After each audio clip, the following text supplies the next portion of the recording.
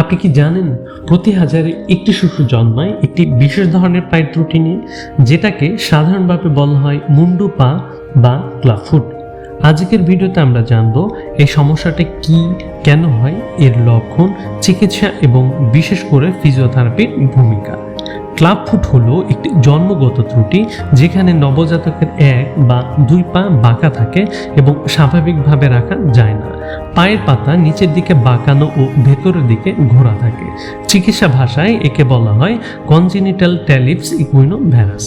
মুন্ডু পায়ের কারণসমূহ: জন্মগত বা জেনেটিক ত্রুটি, গর্ভ অবস্থায় জটিলতা, যেমন গর্ভে শিশুর নড়াচড়া সীমিত থাকলে, স্নায়ু ও পেশির সমস্যা, যেমন স্পাইনা বাইফিডা ও সেরেব্রাল পালসি, পায়ের পেশির ভারসাম্যহীনতা।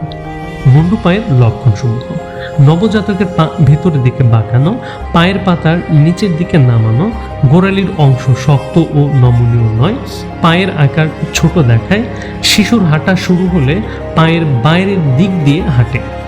প্রতিকার ও চিকিৎসা: পনসেটি মেথড বিশ্বের সফল চিকিৎসা পদ্ধতি। জন্মের 1 থেকে 2 সপ্তাহের মধ্যেই এই চিকিৎসা পদ্ধতি শুরু করা উচিত। ব্রেস বা অর্থোসিস: কাস্টের পরে বিশেষ ধরনের জুতো বার পড়তে হয়। প্রথম 3 মাস দিনে 23 ঘন্টা, এরপর রাতে ও দিনে নির্দিষ্ট সময় পড়তে হয়। সার্জারি: যদি কাস্ট ও ব্রেস কাজ না করে তাহলে সার্জারিতে যেতে হয়। ফিজিওথেরাপির চিকিৎসার ভূমিকা: ফিজিওথেরাপি ক্লাবফুট চিকিৎসায় অত্যন্ত গুরুত্বপূর্ণ ভূমিকা রাখে। এর মাধ্যমে শিশুর পা ধীরে ধীরে স্বাভাবিক হতে শুরু করে। ফিজিওথেরাপির কাজসমূহ: স্ট্রেচিং ও passive exercise, joint mobilization, parent education, বাবা মাকে শেখানো হয় কিভাবে বাসায় এক্সারসাইজ করাবেন। ওয়াকিং অন গেট বা শিশুর সঠিকভাবে হাঁটার অভ্যাস গড়ে তোলা। ব্রেস ব্যবহারের সহযোগিতা এবং ফলো। পরামর্শ: জন্মের পর দ্রুত চিকিৎসা শুরু করুন। অভিজ্ঞ অর্থোপেডিক ও ফিজিওথেরাপি বিশেষজ্ঞের সঙ্গে যোগাযোগ করুন।